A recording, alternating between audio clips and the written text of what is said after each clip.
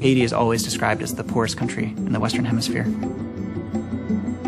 But during its height as Saint-Domingue, it was the richest place in the Americas. The thing about it, though, was that this richness was all rooted in slaves. Its wealth was based on human capital, on owning that human capital. All day, as long as the sun is shining, the men are bending over and swaying a machete at the foot of the sugarcane. The world as you know it disappears. Therefore you become an animal, and you expect to live like an animal. The dominion of the master had to be absolute, but that absoluteness itself made the master into something other than human as well. Liberty, equality, fraternity, that was new for the world. Toussaint Louverture is the epitome of humanity. He realized early on that the condition he was in was totally insufferable. Toussaint Louverture recruited about 3,000 to 4,000 people, trained them, and they fought the French, the British, and the Spanish army for 12 years. They burned the mechanisms of their production. They're burning the plantation fields, burning down the houses. It was a wholesale massacre on a really, really enormous scale. It was a big, big, major payback time. The Haitian Revolution is probably the most profound revolution ever realized by human beings. The only place where slaves created a nation. But nobody wants to talk about it.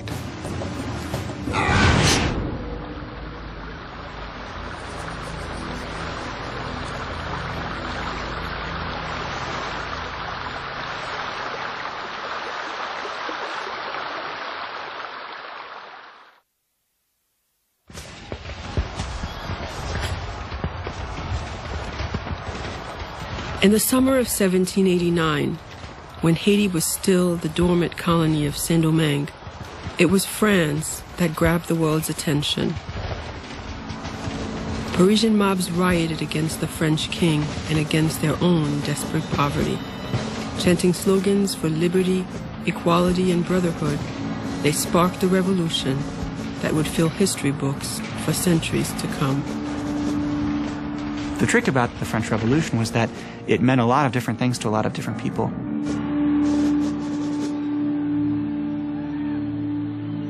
In the streets of Paris, the French Revolution meant an end to the appalling privileges of wealth. And France's brand new Congress, called the National Assembly, it meant the ideas of Europe's most radical thinkers could be realized. Nobody knows exactly what's going to come out of it, but just the idea of having rights, right? The idea that all people have rights, that those rights are inherent. This was something that obviously philosophers had written about before, but during the course of the French Revolution, it was written down in a text called the Declaration of the Rights of Man. It's a dangerous idea because the society is based on inequality. That's what makes it work, because it was not supposed to work for everybody. It was supposed to work for a minority. What was a dangerous idea in France was even more dangerous in its slaveholding colonies off the coast of Florida, Martinique, Guadeloupe, and an island known as the Pearl of the Antilles. Today, the western half is Haiti. Then it was the French colony of Saint-Domingue.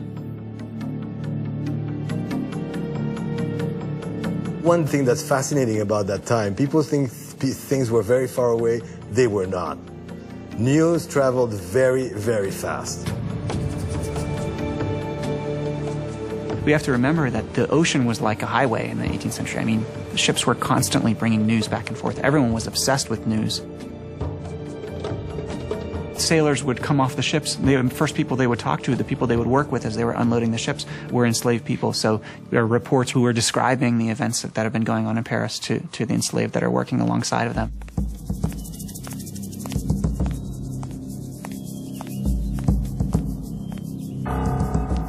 few intended colonial slaves should take democratic ideas to heart. Far too much was at stake. Sugar greased the wheels of the 18th century economy, and Saint-Domingue was the sugar capital of the world.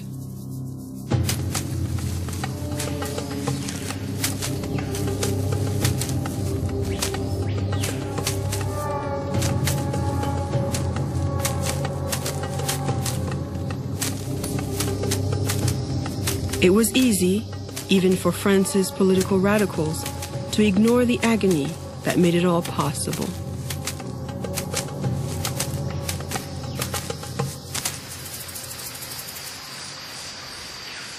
The leaves of the sugarcane are just like minuscule saw. If they cut you, you may not even see it. But when you perspire, the sweat gets in it and it burns. In the roots, there are ants. They bite. And when they bite you, you will scratch yourself for half a day. If the worker refuses to work, well, there is a law which you just shoot him, that's all. The whole concept of slavery itself is a totally savage one. The French, they brought it down to science. A slave coming from Africa would not last 3 years, the way the system was organized. They had it down to that kind of statistics. They did it very systematically, and it was very successful.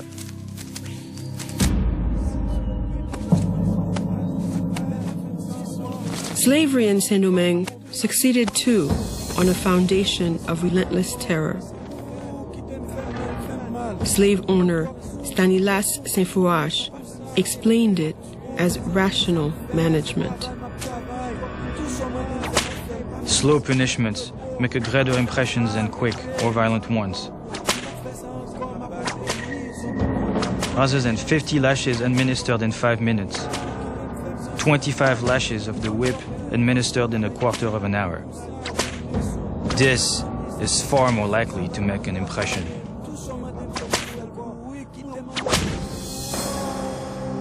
The accounts about the tortures inflicted on slaves are often horrifying.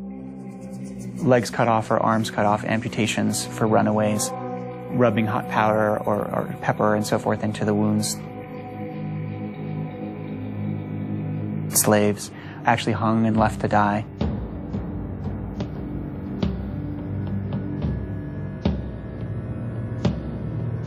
You can kind of imagine that this kind of world in which essentially human life was given so little value that these tortures were kind of refined to this incredible, cruel effect. Despite the brutal tools of control, some blacks managed to escape slavery. Many had been born free, fathered by white planters. Others had gained freedom through their own wits or talents. One such man was Toussaint Louverture. I was born a slave, but nature gave me the soul of a free man. Toussaint Louverture was a very determined man. He was a very ambitious man. And in my opinion, he was a genius. Toussaint is, I think, one of the most incredible figures that I know about in many ways. He's born on a plantation in Saint-Domingue.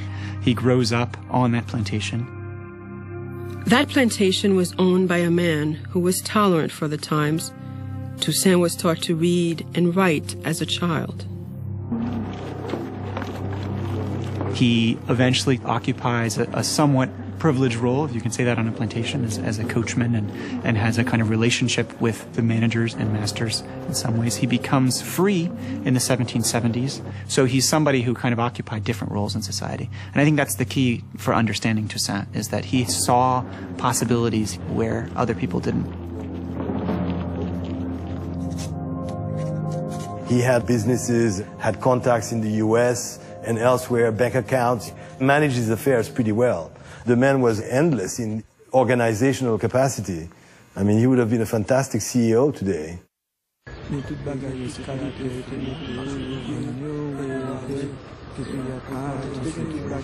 Toussaint didn't record his first reactions to the revolution in France, but his fellow free Saint-Dominguans, the white colonials, and the mixed-race population were transfixed.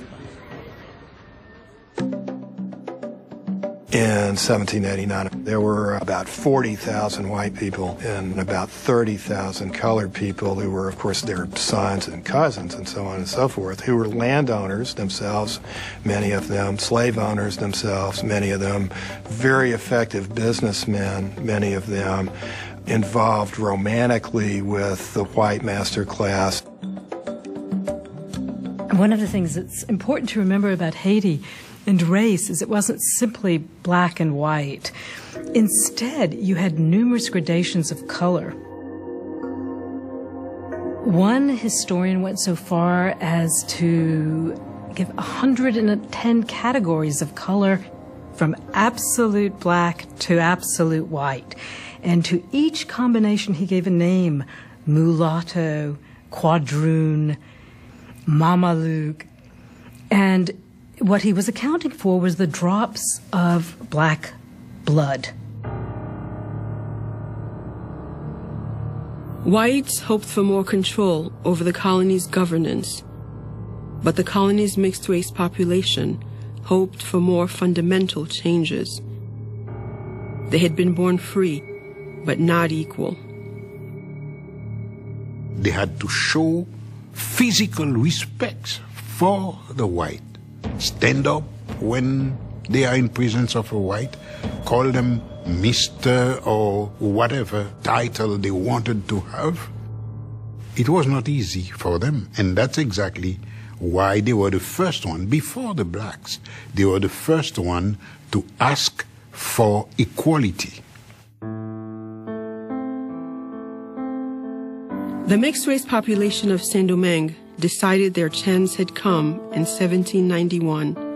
They sent a petition to France's new government asking for the rights of citizenship.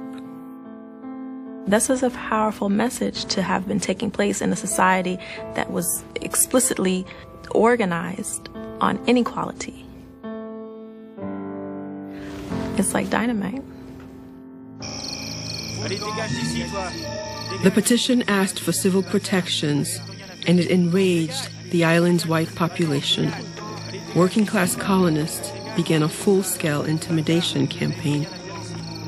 They threatened, beat, and murdered mixed-race residents in the capital.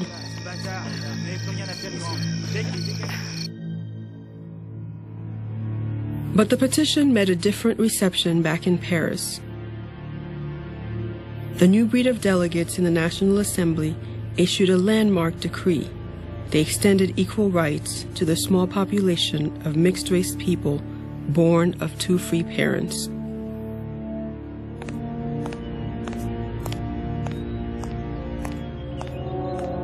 Despite the reform's limited extent, the governor of Saint-Domingue refused to obey.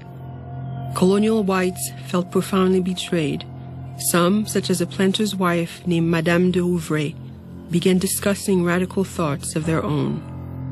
The National Assembly is committed to destroying our lives as masters, so much so that secession from France might be necessary. The slave owners of America, I hope, will band together to stop this contagion of liberty.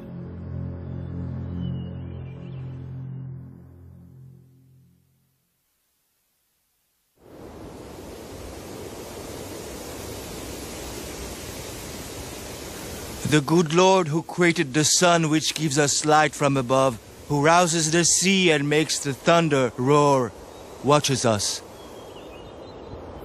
Boukman Dati was a slave and a voodoo priest. Throw away the image of the God of the whites who thirst for our tears, and listen to the voice of liberty which speaks in the hearts of all of us. In August 1791, As Saint-Domingue's white and mixed-race population squared off for a showdown, Boukman called together slaves from neighboring plantations. They'd been kidnapped from different parts of Africa, and the voodoo religion was their common culture. Le vaudou, c'est l'esprit de nos ancêtres, c'est une religion. C'est le mode de vie de l'Haïtien. C'est plus qu'une religion, c'est notre façon de vivre, c'est notre force de...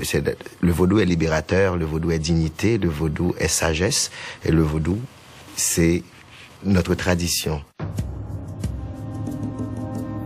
Boukman had called them to an area called Wakaima. First on the agenda was strategy.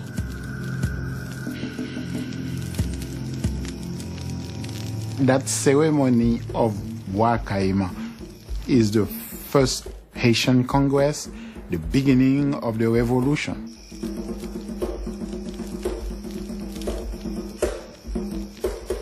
C'est dans cette réunion où l'Africain décide de n'être plus esclave, d'être libre, déjà là dans la tête, de casser cette chaîne dans la tête, de dire voilà, à partir de cette cérémonie, on prend, l'Africain a pris son destin en main.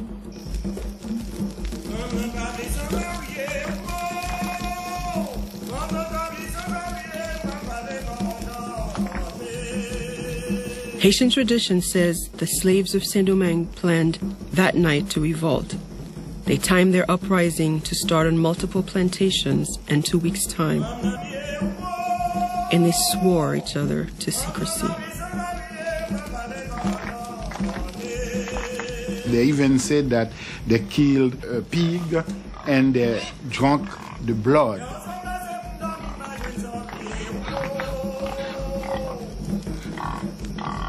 This is what we call a communion.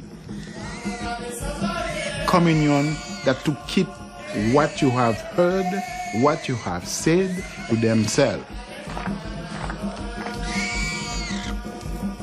The God of the white man calls him to commit crimes. Our God orders revenge. He will direct our hands. He will aid us.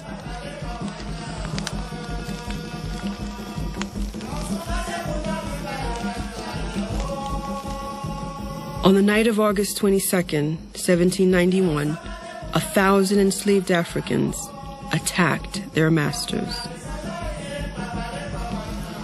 Les esclaves empoisonnaient, les esclaves piquaient, les esclaves tuaient, les esclaves voulaient leur indépendance. For them to be free, they have to have the same amount of violence that you exerted on them. That's why the revolution was very brutal.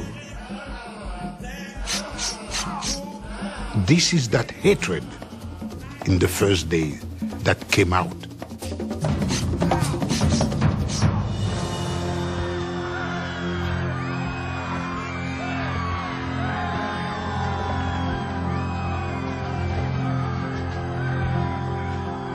The rebel numbers grew from 1,000 to 20,000 as newly liberated slaves burned cane fields and refineries in order to destroy the system that had enslaved them. Within 3 days, the most profitable plantations in the Americas had been laid waste, 184 sugar plantations and 1,000 coffee farms. Whites and mixed-race people fled to the capital city for mutual protection. From there, they watched firestorms on all horizons.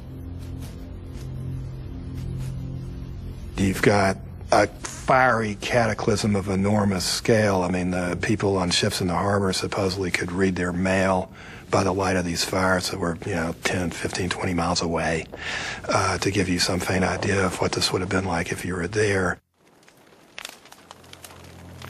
The eruption of violence put Toussaint Louverture in a difficult position. His own fortunes were tied to the plantation system, and he had straddled the white and black worlds for some 15 years.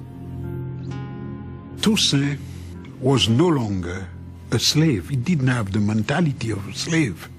He was the owner of 2 or 3 plantations. He was not of the same class anymore. His interests were different from the interests of the masses.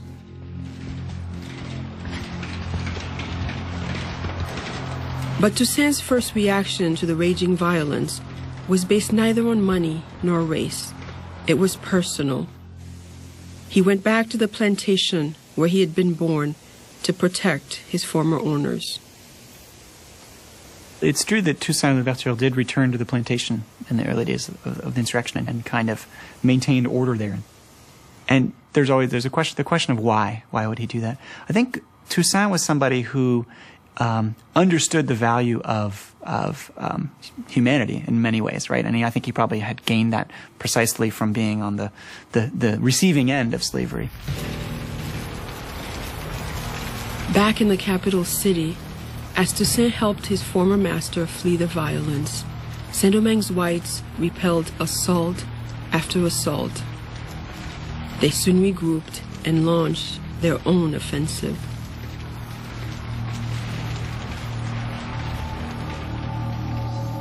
The bloodletting continued day after day, week after soul-numbing week.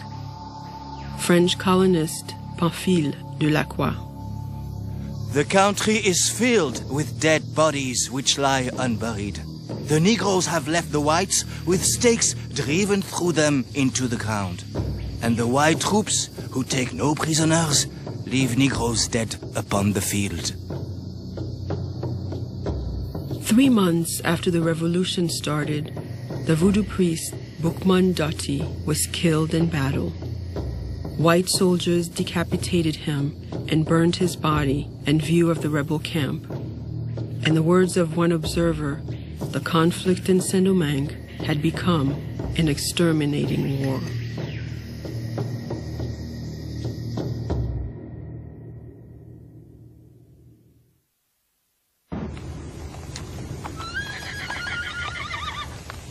In the autumn of 1791, Toussaint Louverture could no longer sit on the sidelines. Despite a wife and children, despite the chance even of losing his own freedom, Toussaint didn't hesitate long. He left everything. He dropped everything, and he went to the mountain. It was an act of extraordinary risk.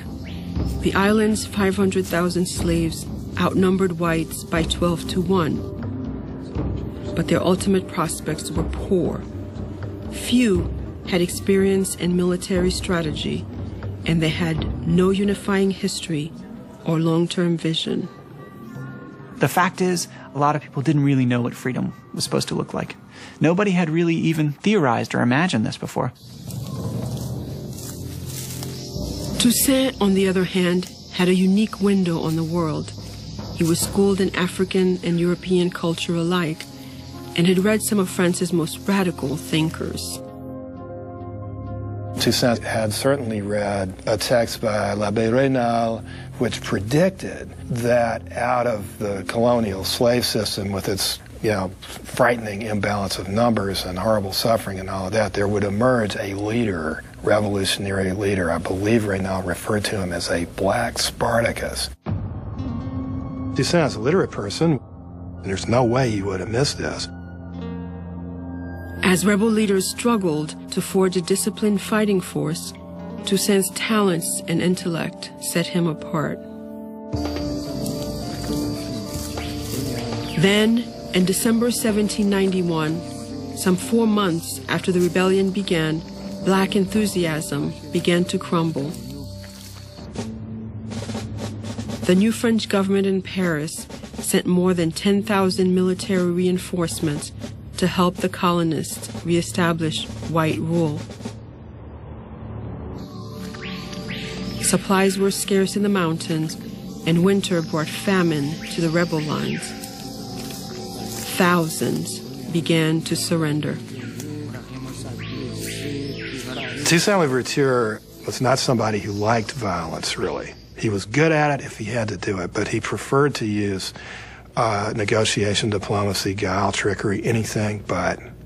And if that didn't work, he'd kill you, no problem. But he'd try anything else first. Toussaint Louverture was asked to write up a settlement offer in exchange for the freedom of 200 slave leaders and better working conditions on the plantations. The proposal offered to send most of the rebels back to the plantation. It was a stark recognition of 18th century realities. Sometimes it's easy to look back at this and suggest that they were willing to sell out their followers. While the terms, I think it's true, are troubling in some ways, they were also trying to seek some change. And I think the key here is that it was really difficult to imagine that you would actually eliminate slavery.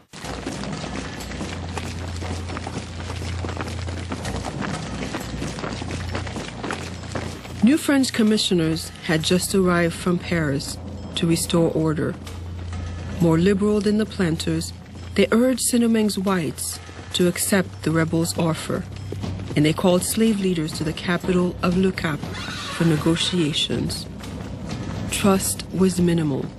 Some slave rebels wanted to kill their white prisoners, but Toussaint Louverture argued against it. He wanted the whites returned to Le Cap as a gesture of goodwill.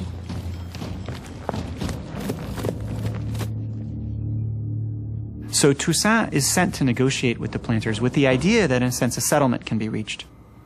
The settlement is not only for the freedom of some of the insurgent leaders, but also for some reforms on the plantation.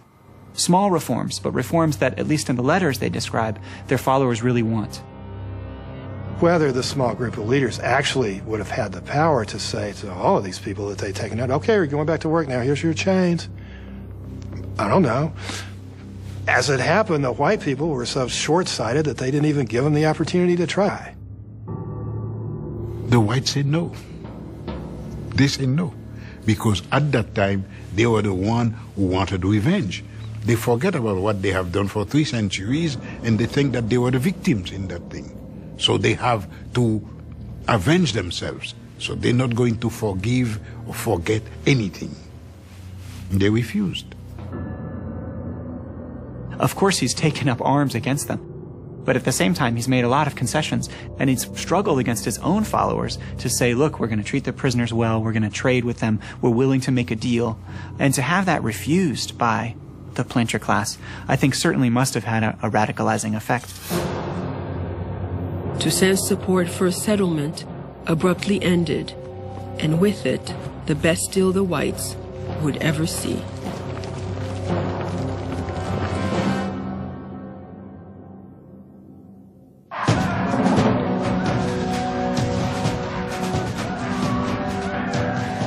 Back in France, the Democratic Revolution had turned to terror. France's Revolutionary Army was at war with neighboring countries. Its radical leaders sought to purge themselves of enemies from within. They executed thousands. In an early 1793, they did the unthinkable. The revolutionary government beheaded the king. Events in France were moving faster than anyone had ever intended. I mean, this was volcanic upheaval, a true class revolution that turned everything completely upside down. And each ripple that came out would strike the shores of Saint-Domingue.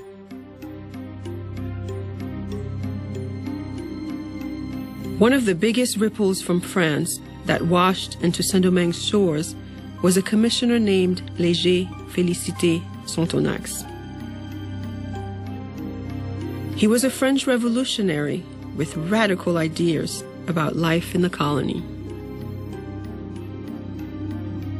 Sonthonax arrives in Saint-Domingue having already had bad words said about him. There are people who've actually written from France to the colonists in Saint-Domingue saying, watch out for this guy. He's an abolitionist. He wants to abolish slavery. Saint-Domingue's mixed-race population had so far retained its fragile alignment with the whites. To ensure that continued, Sonthonax created a representational council on the island and invited mixed-race citizens to serve. He even brought mixed-race men into the colonial government. And a lot of white planters are really, really upset about that and see him as that as a really destructive force. The white planters had cause for worry. Less than 2 years after joining the rebellion, Toussaint Louverture had risen to the top of the rebel army. I am Toussaint Louverture. My name is perhaps known to you. In 1793, he wrote an open letter to the island's disenfranchised. I have undertaken vengeance. I want liberty and equality to reign in Saint-Domingue. I work to bring them into existence. Unite yourselves to us, brothers, and fight with us for the same cause. With his letter, he announces two things. He announces, first of all, his commitment to the process, to the project of emancipation. And he announces his presence as a leader, maybe even the leader. He has gained great respect from his followers. And with this proclamation, he's essentially saying, you want freedom, and I'm the one who's going to bring you that freedom. So I'm the person to follow in this regard. But Toussaint at this time was addressing the wider world too. He was particularly focused on Spain. The Spanish wanted to wrestle the colony away from France for two reasons. First, the colony was very, very prosperous in spite of the war.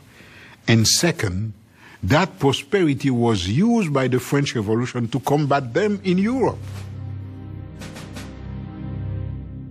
Spain controlled Saint-Domingue's neighboring colony. So in June of 1793, Toussaint struck a deal. Spanish garrisons just over the border provided guns and ammunition to the slave army and tipped the balance their way. Toussaint's forces captured 3 cities within 8 months.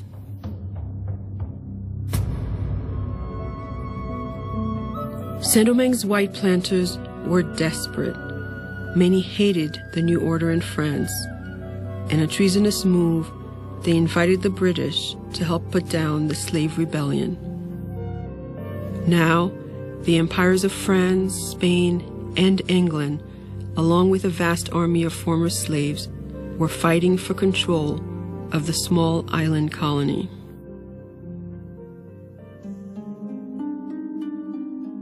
Then, in early 1794, events in Paris caused another explosion in the colony. A multiracial delegation from Saint-Domingue had appeared in France's National Assembly.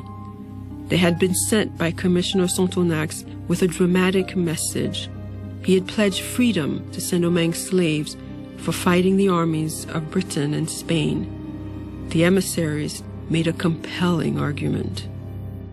These are the principles and the ideals of France, and we fully represent them, and we wish to continue to represent them on our island. And so we've come to present our arguments about why we are, in fact, truly committed to those ideas and principles, and how we epitomize these principles of the French Revolution.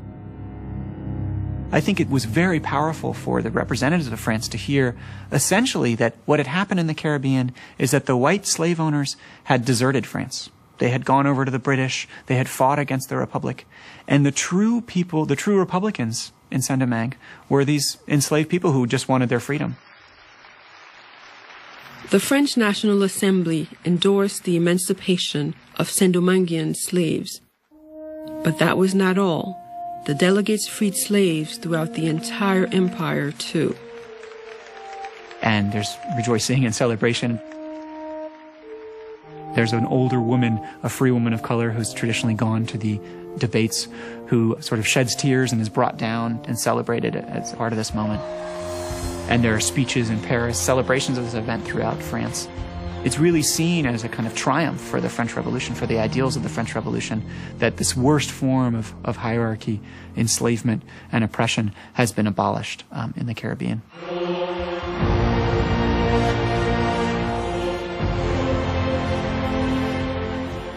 It was utterly unprecedented. In a stroke, nearly 1 million black slaves had become French citizens.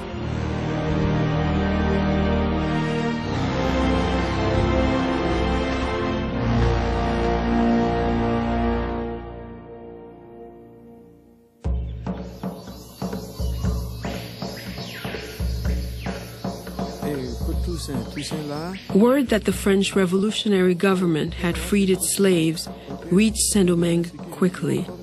It was one of history's great watersheds, and due largely to the extraordinary military accomplishments of Toussaint's army. But the credit did not rest with Toussaint alone. He had several able commanders working under him, men like Jean-Jacques Dessalines, who shared his soldiers' life experiences more closely than Toussaint. Dessalines had been mistreated in slavery considerably, whipped a lot. He had tremendous whip scars on his back that he liked to display on occasion. He had deep reserves of anger and violence, but also a very intelligent man. For Dessalines and Toussaint, emancipation changed everything. They quickly trimmed their sails to the new order. Toussaint realized that Spain had a king, England had a king, and France was talking about liberty, equality, fraternity. All men equal. So he realized that although the revolt started by fighting the French right now could be the best help they could receive. So he rejoined the French. After 3 years in opposition, Toussaint Louverture was once again a loyal French citizen. So were his followers.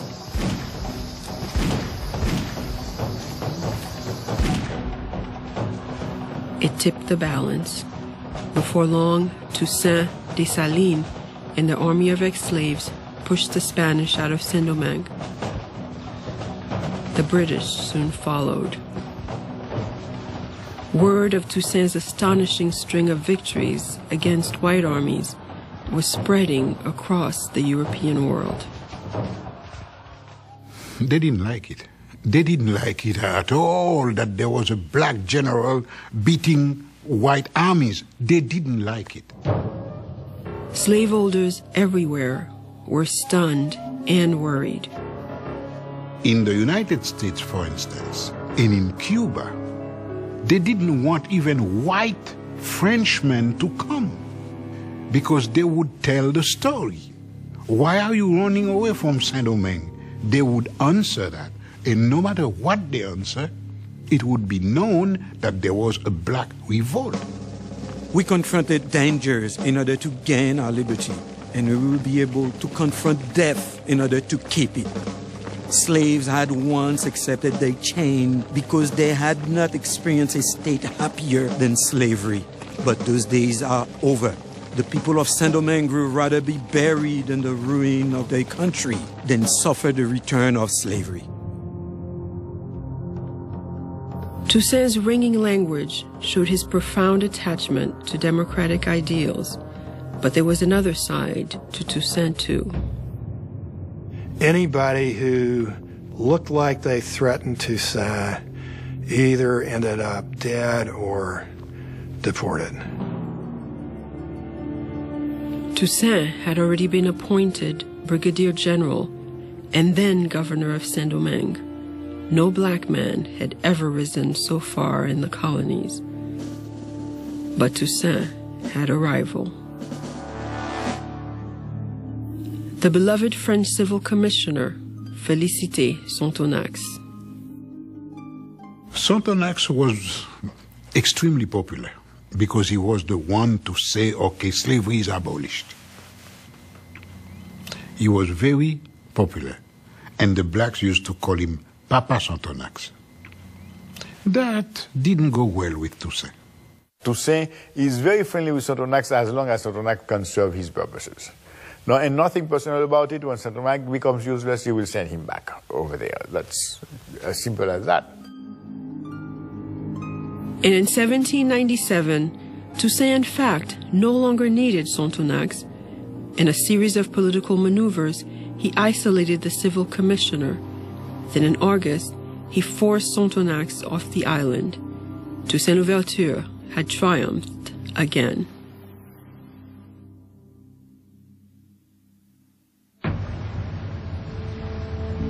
In 1798, as Toussaint Louverture was evicting the last of the British from his island, another French general battled British interest halfway around the world in Egypt. His name was Napoleon Bonaparte. Well, Toussaint and Napoleon in many ways are similar. Both were a little bit from the margins of French society. They succeeded through military brilliance, and they were both incredible military leaders, and they became political leaders as a result of their military experience. But Napoleon's victories would put Toussaint's at risk. Just months after conquering Egypt, Napoleon marched into Paris. A coup d'etat toppled the revolutionary government, and Napoleon took the reins of power. "The revolution is over," he declared. "I am the revolution." As Napoleon is rising to power in France, Toussaint is watching closely about what's going on. He knows several things. He knows, first of all, that there are very powerful pro-slavery voices in France who are agitating against him, attacking him, and proposing that slavery actually be recreated in some form in Saint-Domingue. Toussaint believed Saint-Domingue's survival and the survival of freedom itself depended on his ability to mobilize people to rebuild the devastated economy. And in Toussaint's mind, that meant one thing.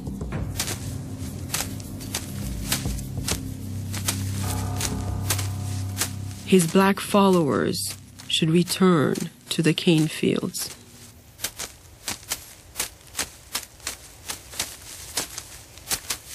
There were some compelling reasons for this. I mean, mainly in Toussaint's situation, he was really in a bind at that point,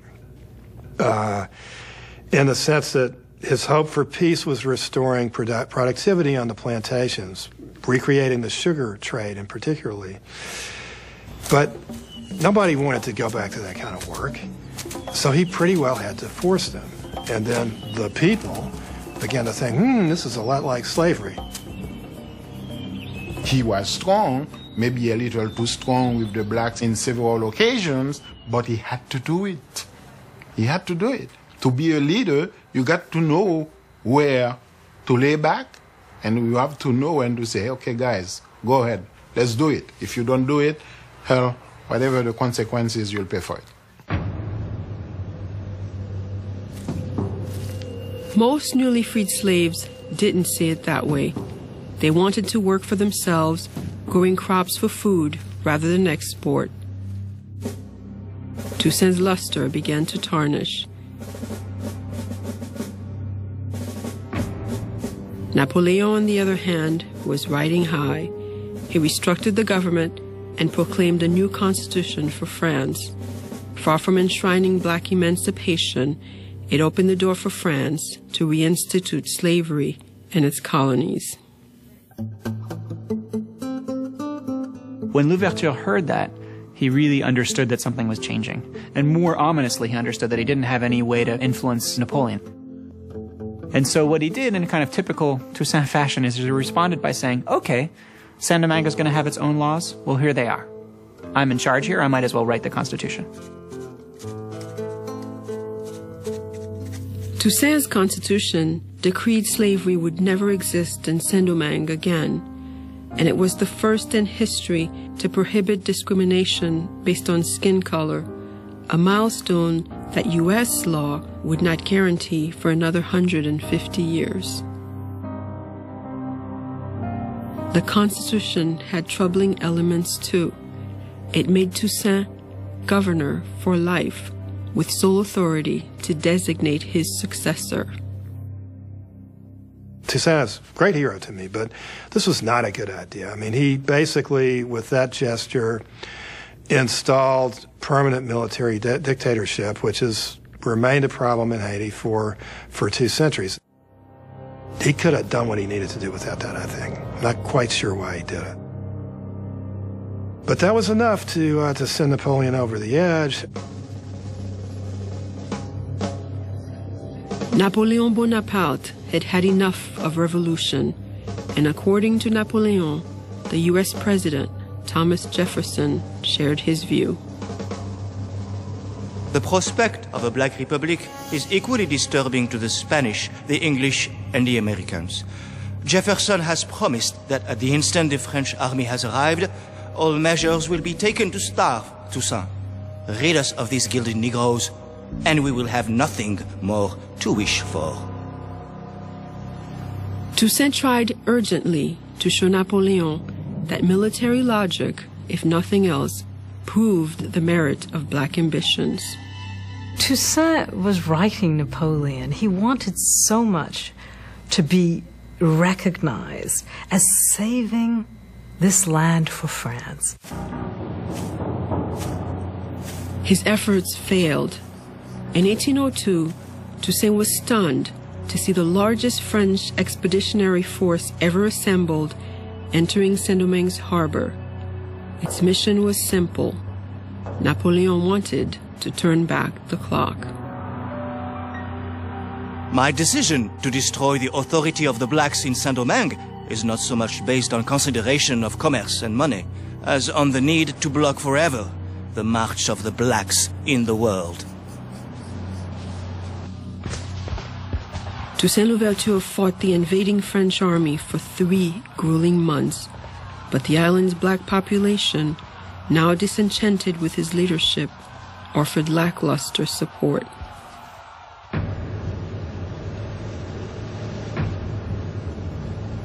On May 6, 1802, Toussaint Louverture surrendered. At first, he was allowed to retire from the army with full honors. But a month later, he was called to a meeting with the French commander. If I wanted to count all the services that I have rendered to the French government, I will need several volumes, and still I wouldn't finish it all. Arrêtez-le. Toussaint was arrested on charges of conspiracy. He wrote some stuff that's very eloquent, saying, I rather suspect that it's because of my color that you're treating me like a common criminal, although I prefer not to believe this. And to compensate me for all the services, they arrested me arbitrarily in Saint-Domingue. They choked me and dragged me like a criminal without any decorum or concern for my rank. Is that the recompense due my work? Normally, a mutinous French officer would have been brought before a military tribunal, so he comports himself as if he's going to have a military trial. Toussaint's sons had been educated in France. They had even met Napoleon. Hoping again that Napoleon would understand his thinking, Toussaint peacefully boarded a ship for France. Saint-Domingue remained mostly calm in Toussaint's wake. Jean-Jacques Dessalines and the other black officers continued cooperating with French General Victor Leclerc. But then, news arrived from the nearby colony of Guadeloupe. Napoleon had reinstated slavery. Leclerc reported that he had Dessalines in his pocket and controlled him and had mastered his spirit. Well, he was extremely wrong about that. Saint-Domingue erupted in anger and fear. Dessalines quickly broke from France. One more time, the former slaves of Saint-Domingue took to the field against European armies. Dessalines is a no-holds-barred, no-compromising leader and figure who is going to eradicate anything that stands in the way of what the people have been mobilizing towards. That's generally reported that Dessalines killed all the white people, a massacre of all the white people, race war. No, not really. There's one report by a survivor who managed to get out to escape by masquerading as an American, because Dessalines was not killing Americans or English, just French.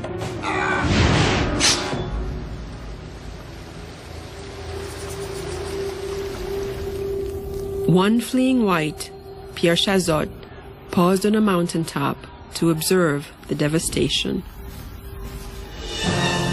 No less than 10 square leagues of country burning like volcanoes. The rapidity of the conflagration was such as to make the beholder believe that large and thick trains of gunpowder had previously been laid down.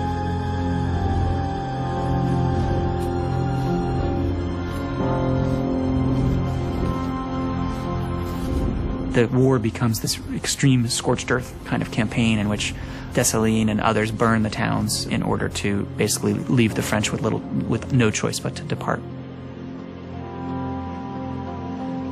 Dessalines' scorched earth tactics worked. In 1803, the French army was finally driven out. 50,000 French soldiers had died.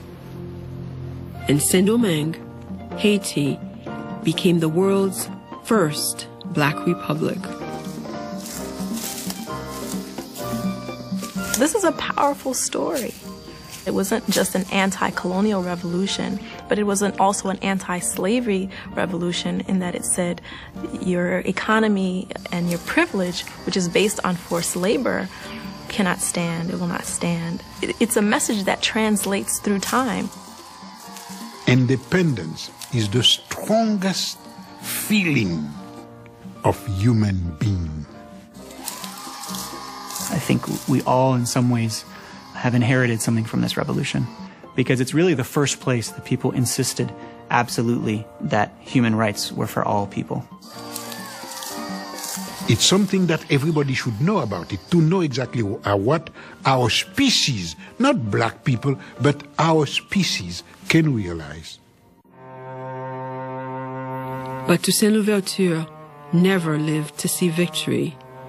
By the time Haiti attained the goal he fought so hard to achieve, the imprisoned revolutionary had died in a freezing cell in the mountains of France. "And overthrowing me," Louverture wrote as he left for France, "you have only cut down the trunk of the liberty tree of the blacks and Saint-Domingue. It will spring back from the roots, for they are numerous and deep."